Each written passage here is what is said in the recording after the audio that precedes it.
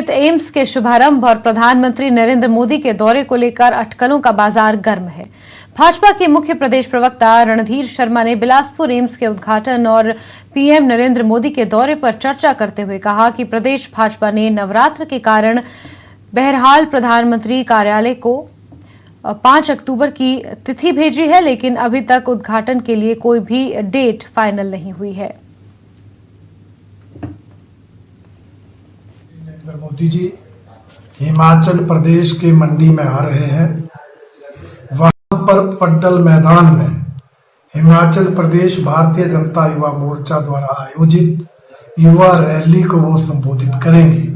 इस युवा रैली में प्रदेश के हर बूथ से नौजवान भाग लेंगे। 1 लाख से ज्यादा नौजवान मंडी पहुंचेंगे और आदरणीय प्रधानमंत्री जी जहां उनका मार्गदर्शन करेंगे, जहां उनका उत्साह बढ़ाएंगे, जहां उनका मनोबल बढ़ाएंगे, वहीं हिमाचल प्रदेश में होने वाले विधानसभा चुनाव का शंखनाद भी करेंगे। पूर्व महिला कांग्रेस अध्यक्ष नीता वर्मा